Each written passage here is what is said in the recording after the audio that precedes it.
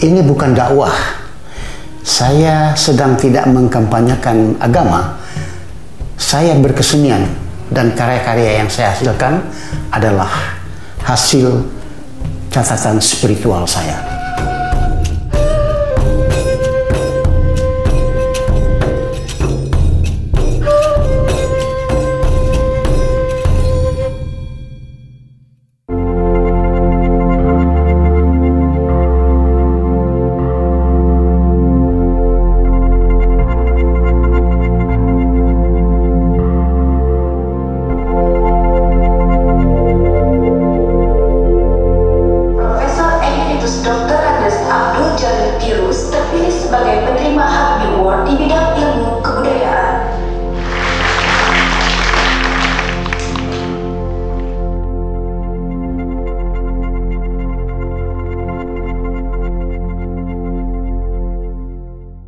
Di sela-sela waktu saya berkarya, hadirin yang saya muliakan, saya selalu berusaha meningkatkan diri untuk selalu kreatif dan aktif menulis. Sepanjang saya masih diberi karunia kekuatan, saya akan tetap berjuang agar seni rupa modern Indonesia mampu memiliki identitas tersendiri yang bermartabat di tengah pergaulan seni rupa dan kebudayaan dunia.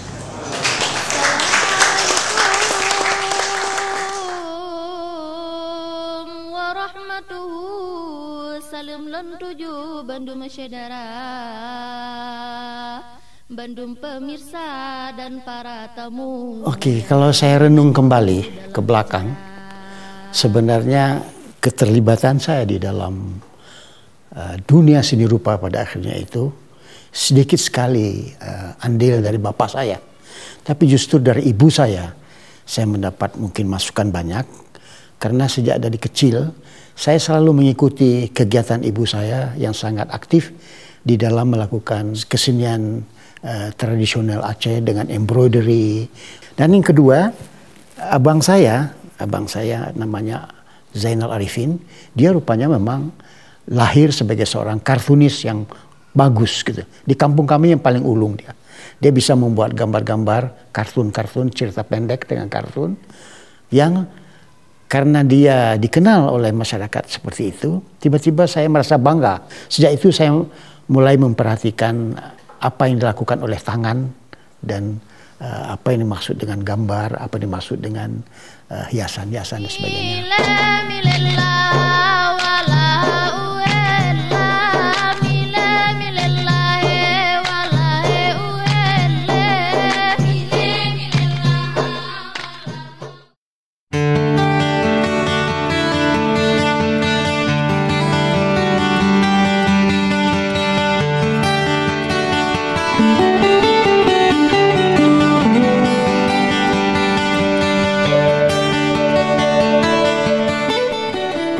Jadi sepertinya keinginan menjadi guru belajar itu adalah sesuatu yang sangat menyatu di dalam keinginan saya. Begitulah, tapi saya menyimak apa yang terjadi di sekolah itu dalam pendidikan yang menjadikan seorang menjadi seorang seniman. Ya. Di situ saya tiba-tiba berpikir, saya sadar betul bagaimana saya bisa menjadi seorang guru yang baik apabila guru yang baik dalam bidang seni rupa, apabila saya sendiri tidak pernah mengamalkan melukis itu dengan baik untuk menangkap semuanya segi-segi kebatinan yang tidak bisa terlihat dari luar, yang dirasakan, yang bisa saya sampaikan atau komunikasikan kepada anak didik saya kelak. Untuk itu saya mengambil satu keputusan yang sangat berani ketika itu. Saya membekukan studi saya. Karena ketika itu saya sedang menyelesaikan tesis ya untuk bisa lulus sebagai seorang guru gitu. Sehingga pada waktu itu saya mulai melukis sendiri di rumah. Tumbang balik saya belajar itu karena selama saya belajar di sekolah saya menghadapi seorang guru orang Belanda yang sangat terkenal yang sehingga membuat sekolah di Bandung itu menjadi sekolah mazhab Bandung. Itu adalah seorang pelukis yang namanya Ries Mulder. Ries Mulder itu mengajar bukan hanya praktika melukis tapi juga teori-teori tentang kesenian, filosofi tentang estetika dan sejarah seni rupa dunia itu diberikan serentak bersama-sama.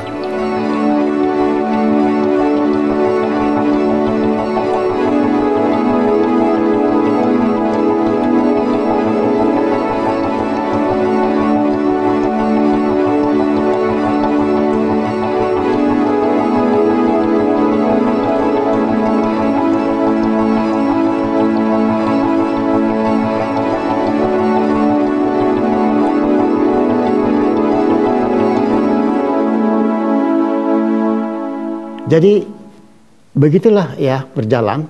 Setelah beberapa tahun saya melukis, pada tahun 69 saya mendapat kesempatan diberangkatkan ke luar negeri dengan biaya grant dari Rockefeller ketika itu atas nama sekolah. Untuk itu saya harus belajar ke sekolah ke Rochester Institute of Technology di New York State pada ketika itu. Saya berangkat ke sana. Tetapi ketika sampai di Amerika, berkali-kali saya turun ke New York, Manhattan, karena disitulah terdapat beratus-ratus galeri yang baik dan yang sampah, museum-museum dan segala macam ada di sana. Di situ mulai ada pertanyaan-pertanyaan yang menggelisahkan hati saya, karena saya tiba-tiba merasa, apa benar saya orang Indonesia? Apa benar saya seorang pelukis Indonesia? Di mana seni lukis Indonesia itu? Nah di situ saya bertanya, Indonesia itu di mana? Bagaimana warna Indonesia itu? Nah, dalam kegelisahan-kegelisahan seperti itulah tiba-tiba saya sampai kepada melihat suatu pameran di Metropolitan Museum yang kebetulan sedang memamerkan karya-karya seni rupa Islami yang basic on calligraphic dalam bentuk keramik, naskah-naskah, tekstil dan macam-macam. Itu sangat mempesona saya dan tiba-tiba saya merasa saya akrab dengan materi yang saya lihat itu. Jadi saya seperti kembali kepada masa kecil saya, ke kampung halaman saya. Di situ barangkali tiba-tiba saya memberanikan diri bertanya pada diri saya. Barangkali inilah jawaban kegelisahan saya selama beberapa bulan ada di Amerika itu. Nah sejak itu saya mencoba testing pertama, saya membuat karya dalam bentuk seni grafis di New York, di Rochester pada ketika itu dengan mempergunakan kaligrafi. Itulah kaligrafi awal yang saya lakukan, yang kemudian dari situ saya membuat janji pada diri saya, setelah tugas saya belajar di Amerika itu selesai, mempersiapkan suatu pengembangan ilmu baru, graphic design di Indonesia, saya akan kembali kepada dunia melukis saya dan menggarap kaligrafi ini sebagai sesuatu jalan baru menuju kepada seni rupa modern Indonesia, salah satu pangsa di mana saya bisa hadir di sana itu.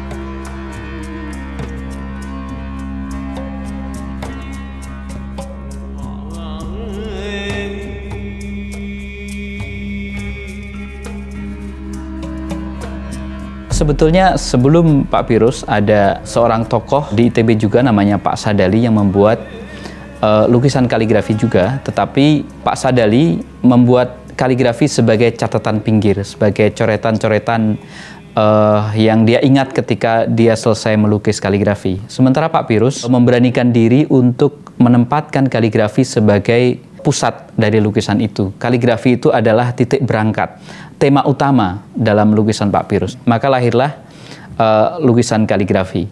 Dan ini adalah sesuatu yang khas. Pak Piruslah orang yang memiliki jasa besar karena menarik kaligrafi menjadi bagian dari ekspresi seni rupa modern.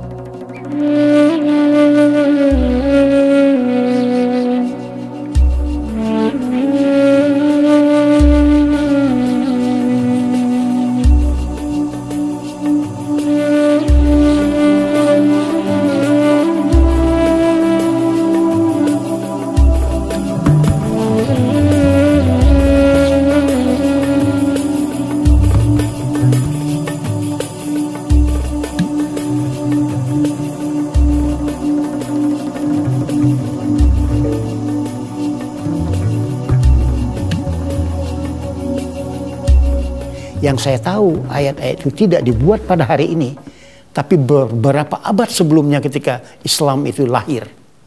Jadi the message yang sudah melalui beberapa century, beberapa abad mencari kebenaran di sini dalam umat Islam yang ada di dunia ini, itu sesuatu nilai yang sudah diuji oleh waktu, diuji oleh masa.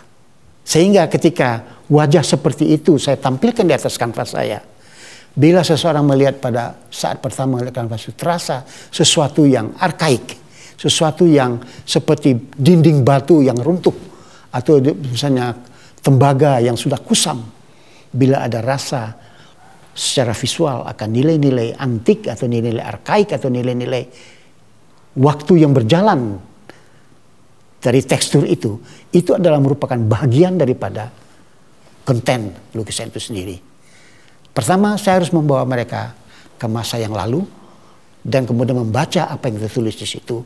Inilah sebagai suatu kesatuan lukisan kaligrafi saya itu membawa pesan masa lalu yang aktual dan sampai masa sekarang dengan estetik sekarang. Itu kira-kira seperti itu. Jadi melukis dan grafis itu saling memberikan estetika kepada saya untuk berkembang dalam bentuk seni lukis saya.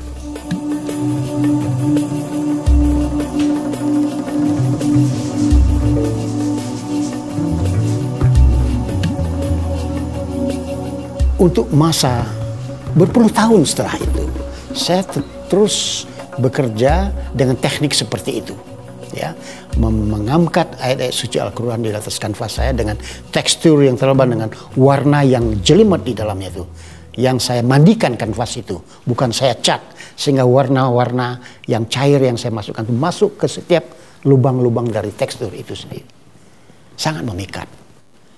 Dan apa yang disampaikan di lukisan itu berkomunikasi dengan masyarakat mengenai message-nya.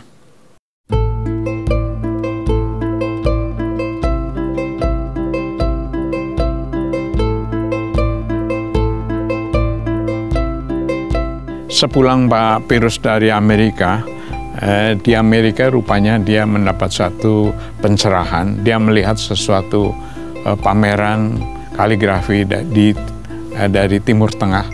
Akhirnya dia merasa bahwa ada suatu kerinduan terhadap kampung halamannya, di mana unsur kaligrafi itu merupakan sesuatu suasana batin dia di dalam keluarga dan kampungnya. Maka begitu kembalinya tahun 70, kira-kira tahun 73 dia mengumpulkan orang-orang yang kelihatannya gelisah terhadap situasi kesenian saat itu. Dia mengumpulkan Pak Prianto, Pak Sutanto, saya sendiri dan Pak Siddhartha. Di sana Pak Pirus selalu menyemangati untuk menyadari tentang bumi yang kita pijak.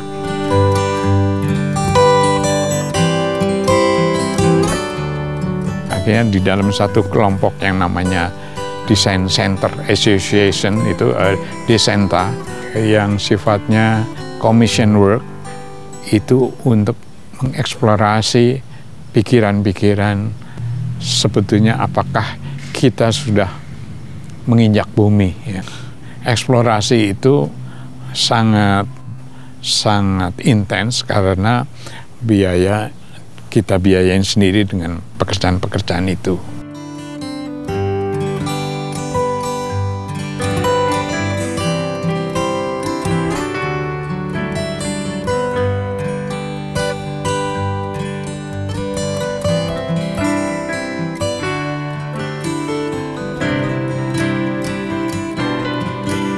Dan orang lain melihat bahwa ini satu proyek komersial, ya, tetapi hampir kelima orang itu mempunyai passion yang sama.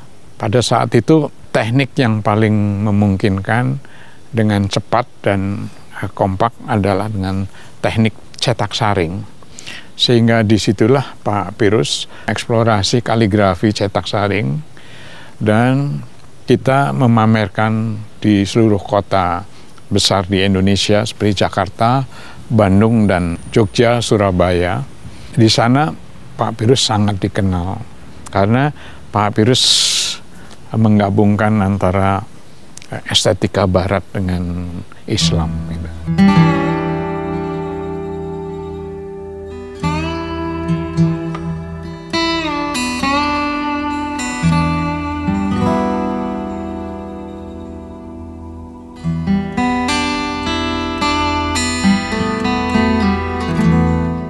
Saya ketemu dengan Pak Siddhartha almarhum.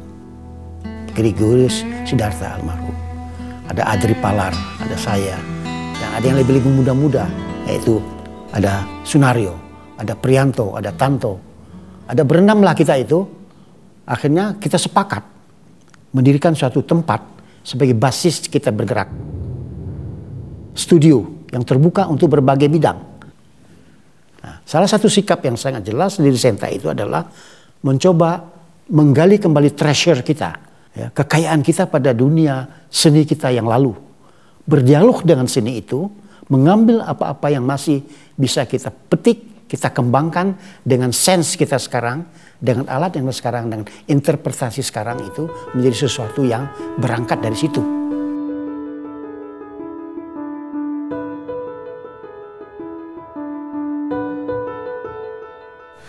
Saya mengenal Pak Pirus waktu mahasiswa, beliau sebagai asisten dosen.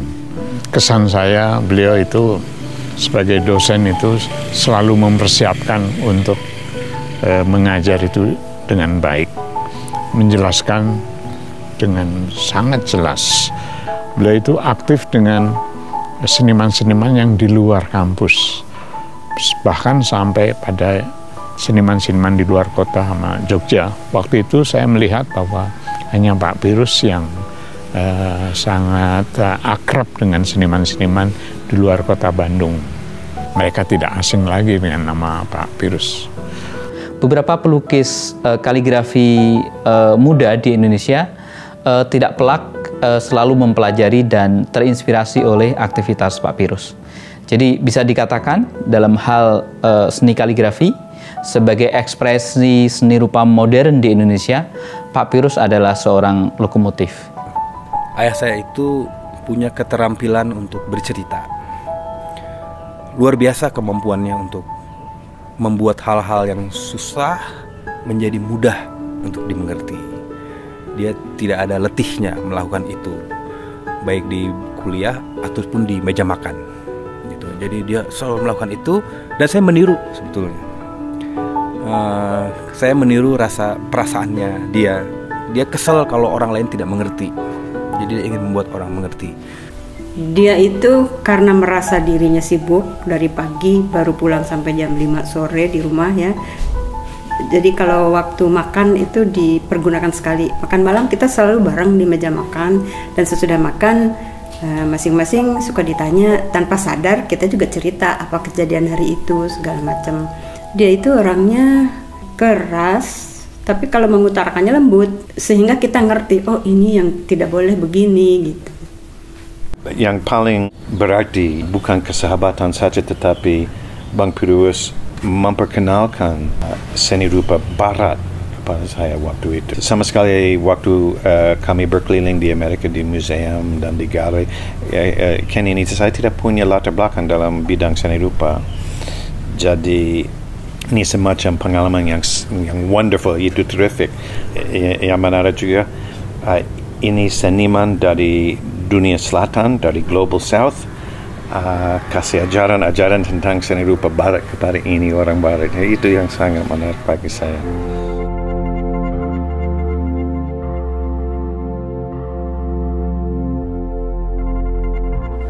Dan ketika dalam berkarya, sepintas saya melihat karya Pirus itu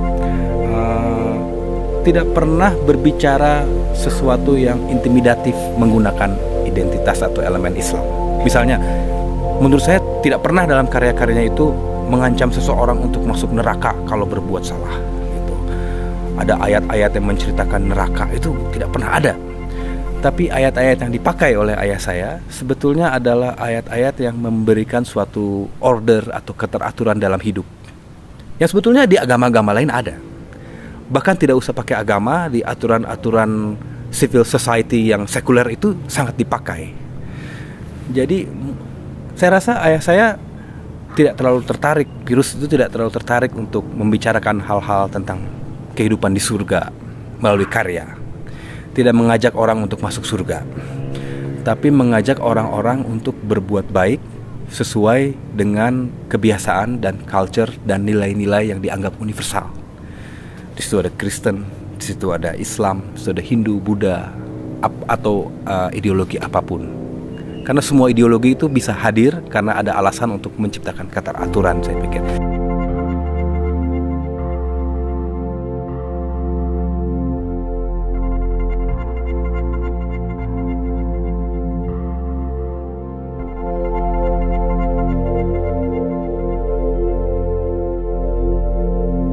Saya selalu memperhatikan dan merasakan akhir-akhir ini masyarakat Indonesia itu sering-sering galau karena gelisah.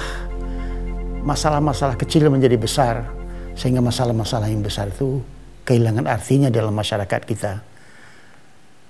Dalam suasana yang galau itu saya teringat kepada ucapan-ucapan atau yang ada di dalam Al-Quran itu. Wala tahinu wala tahzan, ya, wa antum a'launa in kuntum mu'minin. Artinya dalam hal tertentu kamu tuh jangan sedih, jangan susah. Engkau akan kuat apabila engkau beriman. Nah, ucapan-ucapan seperti ini saya ingin membantu memberikan motivasi kepada kita agar kita itu beriman. Dengan beriman itu segala kegalauan itu bisa kita atasi. Ini salah satu lukisan kecil yang saya suka sekali. Karena ini sangat kontekstual dengan masyarakat kita yang sekarang sedang galau itu. Yang disebut seni rupa Islami sebenarnya tidak harus berisi kaligrafi, tidak harus berisi ikon-ikon dari masjid atau batu nisan.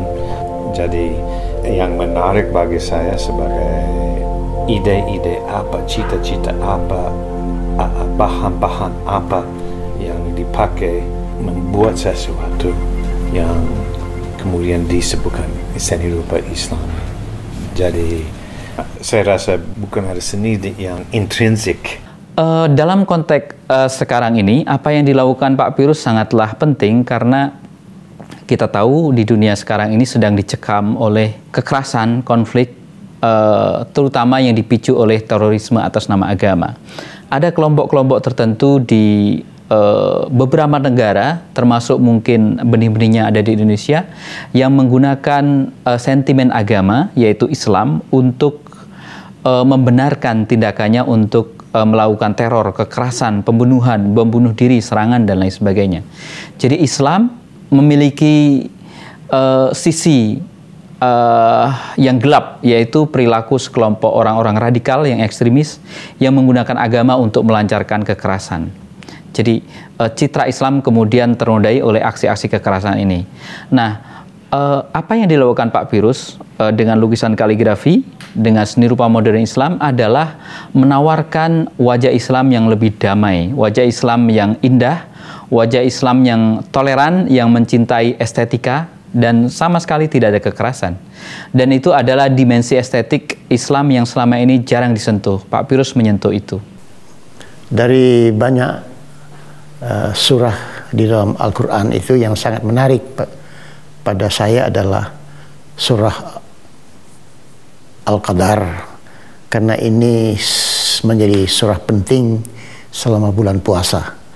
Dan sejak kecil saya selalu diberikan suatu cerita yang luar biasa, imajinasinya tumbuh dalam diri saya kalau mau bicara mengenai surah ini, Al-Qadar ini. Tema surat Al-Qadar selalu muncul di dalam karya-karya lukisan saya yang bertemakan kaligrafi. Hampir setiap tahun saya upayakan saya membuat sebuah lukisan dengan surah ini. Dan lukisan itu selalu berbeda satu dengan lainnya karena atmosfer dan kerinduan saya atau imajinasi saya tentang surah ini selalu berubah gitu. Ini adalah lukisan saya yang terakhir pada bulan puasa tahun ini, di mana saya teringat kembali kepada nenek saya yang selalu bercerita malam hari sebelum tidur dengan selimut kain dan suasana kampung halaman saya Aceh dengan tenunan-tenunannya, sehingga lukisan itu menjadi seperti ini. Suasana yang gelap di mana tulisan itu muncul sebagai cerita yang selalu bergaung dalam telinga saya dengan hiasan-hiasan tenunan Aceh.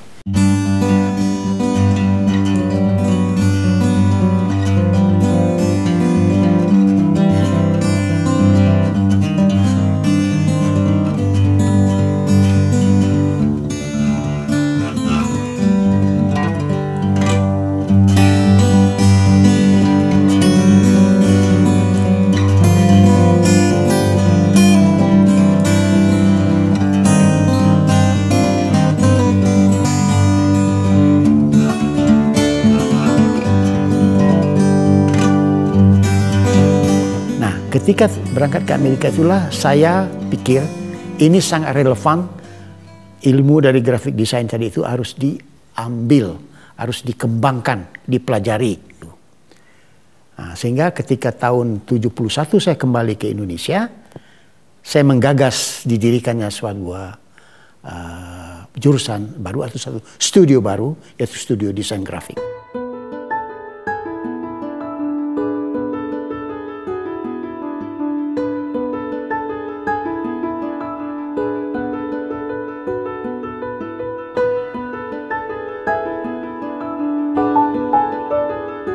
Dan pada waktu itu saya memberikan suatu mata kuliah sejarah huruf dan tipografi.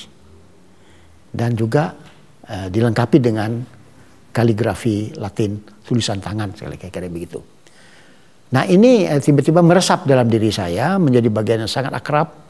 Saya mempelajari itu, memahami betul bahwa bagaimana huruf itu lahir, bagaimana bentuk huruf itu terjadi, kaitan yang langsung antara material yang dipakai dengan alat yang dipakai itu berhubungan sehingga terjadilah bentuk huruf seperti itu. Orang pakai kuas, orang pakai pena, orang pakai kuil, orang pakai pahat, orang pakai potlot, orang pakai tangan. Semuanya itu akibat nanti bentuk huruf itu sangat tergantung kepada material dan alat yang dipakai. Itu yang saya ajarkan.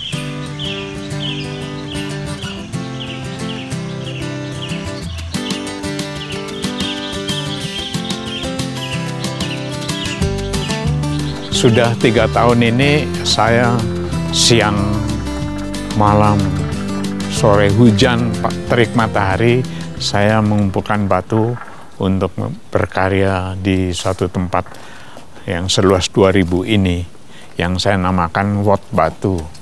Banyak pengunjung, diantaranya Pak Pirus. Dan Pak Pirus melihat karya saya yang terakhir ini, tiba-tiba membaca, maksudnya altitude apa? Yang mana? Itu altitude. Wah, saya terkaget-kaget karena altitude itu merupakan ketinggian dari permukaan air ke atas. Dan memang maksud saya itu hal sifatnya yang transendental, di mana kita kembali ke alam semesta, kembali pada suatu kekosongan. Dan itulah Pak Pirus dengan mata kaligrafer. Bukan hanya Arab saja, tetapi juga Latin. Dan rupanya bukan sesuatu ilmu dalam pikiran, tetapi sudah masuk di dalam intuisi dia, sehingga spontanitas dia selalu membaca dan membaca. Nah, jadi ketika saya mengajar seni rupa Islam itulah, ya, saya mendalami betul sejarah Islam, bukan hanya sejarah saja, tapi juga sejarah seninya saya pelajari. Dan untuk saya ajarkan, sementara itu dalam proses melukis saya sampai ke era kaligrafi. Disaling kait berkait begitulah. Jadi saya tiba-tiba mengenal huruf Arab itu secara sangat intens, berpuluh macam gaya Arab, tulisan Arab itu saya pelajari. Jadi secara praktika saya melakukan dalam gaya seni lukis saya, dan secara teori saya pelajari dalam kuliah-kuliah yang saya berikan. Dari kuliah huruf dan kuliah sejarah seni rupa Islam. Itulah kait berkelindan satu dengan lain, ya, sehingga terjadilah perkembangan seperti itu. Saya memahami seni lukis kaligrafi Islam itu juga tidak hanya sebagai suatu kegiatan gaya melukis, tetapi juga ada sejarah di belakangnya itu. Ada pengetahuan sejarah yang mendalam yang membanding-bandingkan dengan apa yang terjadi di Timur Tengah, Afrika Utara, dan di dunia lainnya itu. So, begitu.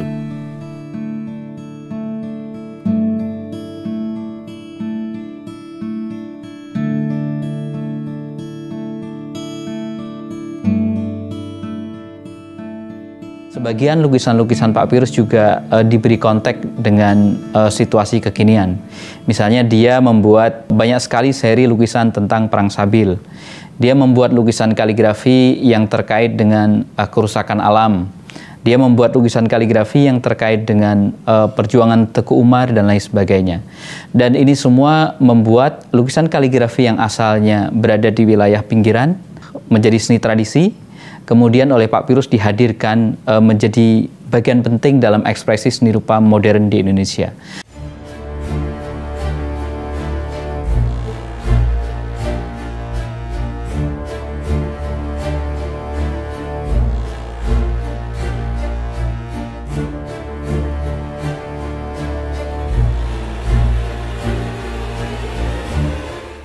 Ketika kekuatan Barat diatasnamakan oleh Amerika dan kawan-kawannya menghajar Irak dengan membom kota Baghdad pada tahun 2003, peristiwa politik yang besar, perang yang besar yang dikatakan Perang Teluk itu mengakibatkan banyak sekali gedung-gedung hancur di kota Baghdad, termasuk beberapa museum-museum penting.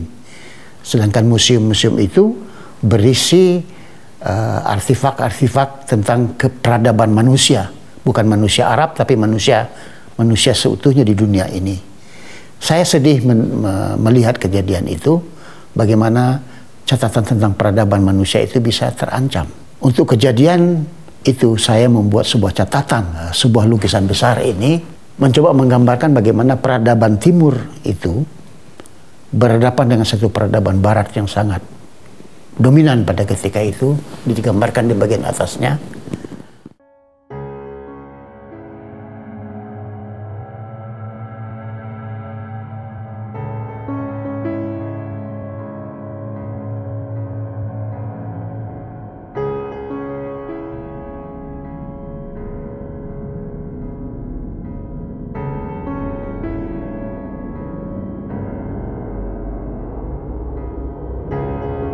Ketika peristiwa tsunami terjadi di Aceh, salah satu bagian yang banyak dilanda ombak besar tsunami itu adalah di bekas kerajaan Aceh di abad ke-16-17 yang lalu di Banda Aceh. Pada tsunami itu makam-makam itu banyak yang rusak dan sepanjang pantainya itu bergelimpangan kepingan-kepingan keramik yang terbongkar dari tanah ketika ombak itu datang. Adapun keramik-keramik tersebut, dugaan saya adalah sisa-sisa ampas pasar yang tersimpan di bawah tanah, di mana daerah itu pada masa lalu adalah pasar internasional untuk kerajaan Aceh. Saya kumpulkan kepingan-kepingan keramik yang saya tidak begitu perlu tahu apakah itu dari Cina atau dari Irak atau dari Vietnam atau dari Eropa, tapi itulah sesuatu khazanah dari masa lalu yang diberikan kembali oleh tsunami kepada saya.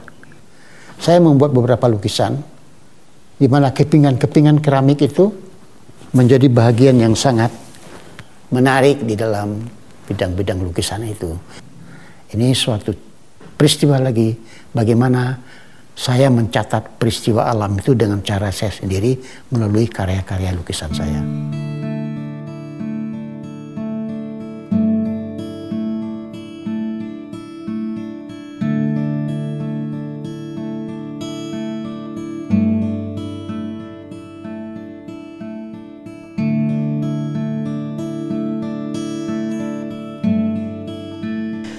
Dan untuk itu akhirnya saya memberanikan untuk memperluas jaringan komunikasi penonton lukisan saya dengan karya-karya saya itu. Saya juga tidak hanya mempergunakan huruf-huruf Arab saja, tapi saya mempergunakan semua simbol-simbol, semua tanda-tanda, termasuk huruf-huruf Latin, huruf Romawi dan sebagainya, huruf Cina dan sebagainya, apa saja yang bisa menyampaikan message atau pesan apa yang mau saya katakan. Dan juga pada akhirnya tidak saja ayat-ayat suci Al-Quran saja yang naik di dalam ke atas lukisan saya, tetapi juga semua ujar-ujar yang bernilai dalam masyarakat saya, pantun-pantun, pepatah-pepatah dalam Melayu yang begitu banyak merupakan suatu wawasan dalam bagaimana hidup baik di dunia ini. Seperti juga yang disampaikan oleh kitab suci Al-Quran itu sendiri. Saya pakai semua ini. Sehingga tiba-tiba lukisan saya menjadi sangat liar, menjadi sangat banyak wajahnya. Dan saya tidak peduli mengenai wajah itu. Yang saya peduli mengenai berapa jauh komunikasi yang bisa saya lakukan antara karya saya dengan publik saya. Itu jauh lebih penting pada saya. Sehingga saya bisa mengatakan, saya tidak begitu kagum lagi bila mereka itu terpesona melihat lukisan saya dengan warna-warni yang mereka katakan, wah sangat berani atau menyenangkan dan sebagainya. Itu bagi saya sudah berjalan bertahun-tahun sebelumnya itu. Yang saya ingin mereka bisa menangkap apa sebenarnya yang ingin saya katakan di dalam karya saya. Kalau mereka bisa mengatakan itu, menangkap itu sesuatu yang lebih membuat saya bahagia. Menyatakan, oh kalau begitu apa yang ingin saya katakan tercapai. Gitu. Nah, periode-periode itu saya pikir melihat ayah saya agak menjauhi sesuatu yang sangat simbolik dari representasi huruf-huruf Quran itu, tapi ingin cari yang lebih subtle, cari yang ingin lebih di belakang itu semua dengan menggunakan huruf-huruf Latin, huruf-huruf dari Cina dan bahasa Melayu itu, yang artinya ingin memperlihatkan bahwa saya ini bukan sedang menjadi ahli dakwah Islam dengan ayat gitu, tapi saya ingin orang mendengar pesan-pesan baik.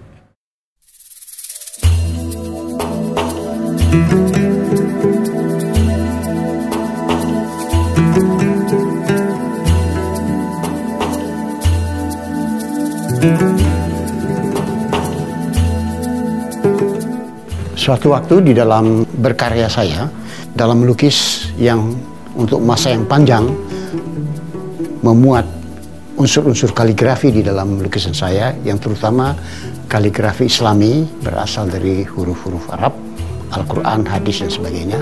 Tapi pada suatu saat juga saya ingin memperkaya karya-karya saya dengan bukan saja dari ayat suci Al-Quran, tetapi juga dari pepatah-pepatah, dari ujar-ujar yang baik dari masyarakat Melayu, di mana saya merasa sangat hidup ketika saya masih remaja, yang saya rasa masih ada di dalam ingatan kita, tetapi sebagian besar sudah mulai menguap dari masyarakat sekarang yang sudah mulai melupakan ujar-ujar seperti itu, yang sebenarnya dapat berupa semacam guidance di dalam kehidupan kita sekarang yang makin lama makin muskil dalam masyarakat Indonesia sekarang ini. Sebagai contoh, saya membuat 3 buah lukisan, tidak memakai huruf Arab tapi memakai huruf Romawi, huruf Latin. Di antaranya saya teringat bahwa masa kecil saya selalu diingatkan oleh orang-orang tua bahwa jangan pernah berbuat yang salah dalam hidup ini. Sekali kamu berbuat salah, seumur hidup kamu sukar dipercaya. Ucapan itu berbunyi, sekali lancung ke ujian, seumur hidup orang tak percaya. Saya angkat kembali dia menjadi tema dalam lukisan dengan maksud supaya kita membaca kembali. Karena ini sudah tidak berbunyi lagi pada masyarakat sekarang. Siapa yang takut membuat kelantungan pada saat ini? Jangankan sekali seumur hidup, bahkan hampir setiap saat mereka mudah membuat kelantungan itu. Kita harus kembali kepada kekuatan moral yang ada pada ucapan ini. Itu sebabnya lukisan ini dibuat. Di samping itu, ada lukisan yang lain. Kita mudah sekali berjanji tapi tidak mempunyai tanggung jawab untuk melaksanakan janji itu. Saya teringat sebuah nyanyi dalam sejarah lagu-lagu populer kita pada beberapa waktu yang lalu yang berbunyi, tinggi gunung 1000 janji, lain di mulut, lain di hati. Situasi ini bisa kita lihat dalam kegiatan-kegiatan sehari-hari, bahkan kegiatan politik di Indonesia, pemerintahan dan sebagainya. Semua orang mudah berjanji, tapi sukar sekali mendapati janji untuk melakukan seperti janjinya itu. Nah, ini saya angkat kembali, sebab ini sangat sesuai dengan suasana pilkada di mana masa di mana orang menabur janji-janji tetapi tidak pernah bisa melaksanakan setelah mereka terpilih sebagai pemimpin rakyat. Lukisan yang lain, kita juga dalam masyarakat ini sekarang terasa atau sering sekali tidak bertanggung jawab dalam melakukan sesuatu, sehingga pepatah yang dulu sangat kuat dan arif dalam kehidupan kita yang berbunyi, oleh nila setitik rusak susu sebelanga, itu juga sudah tidak menjadi acuan moral sekarang ini. Orang bisa mengatakan apa saja, tidak takut dia menjadi setitik nila merusak susu sebelanga. Ini juga jadi concern. Jadi lukisan-lukisan ini sebenarnya ingin mengembalikan ingatan kita kepada nilai-nilai moral yang ada dalam masyarakat kita yang sudah mulai menguap dan tidak diamalkan kembali. Saya ingin itu diingat kembali dan diamalkan. Di sini saya ingin karya seni itu juga ikut dalam memberikan posisi yang lebih baik dalam kehidupan dan kebahagiaan masyarakat kita.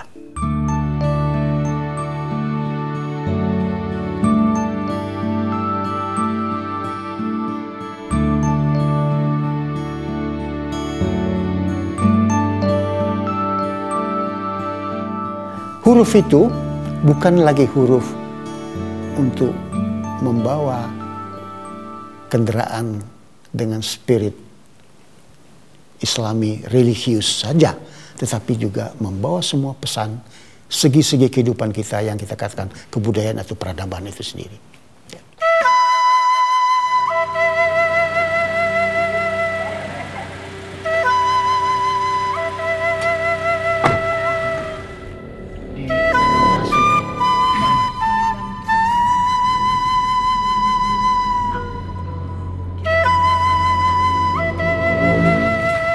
Kini kita berada di sebuah tempat yang kami namakan Serambi Pirus. Serambi Pirus itu adalah sebuah ruang private yang kami buat sebagai satu tempat untuk menyimpan karya-karya saya dan juga karya-karya istri saya yang juga pelukis, seperti bisa dilihat di dalam ruangan ini.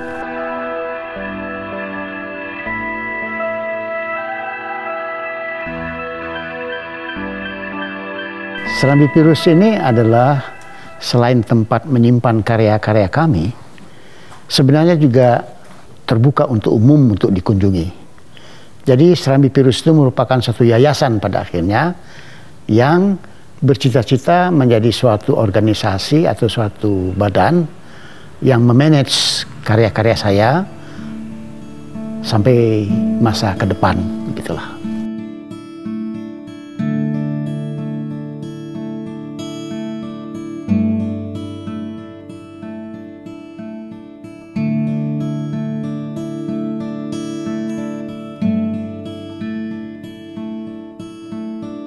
Memang setelah saya banyak mengambil ucapan-ucapan dari pantun-pantun Melayu kita sendiri, misalnya bila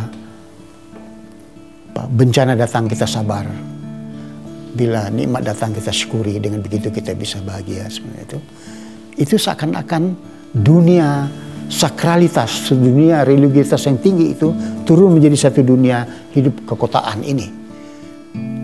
Bagi saya itu tidak menjadi persoalan pada saya. Tohnya menjadinya sebab agama manapun tujuan utama pada akhirnya itu adalah membuat manusia menjadi baik. Kalau kita mempunyai cara-cara atau ucapan-ucapan yang menuntun kita ke arah kebaikan itu, saya pakai. Ada dari Al-Quran saya pakai, ada dalam ucapan-ucapan rakyat di dalam masyarakat kita, saya pakai. Saya tidak peduli kepada itu. Dan saya tidak takut menjadi sesuatu yang dangkal. Ya. Tapi dipahami, daripada yang dalam tapi kurang dipahami. Itu pegangan saya. Ya.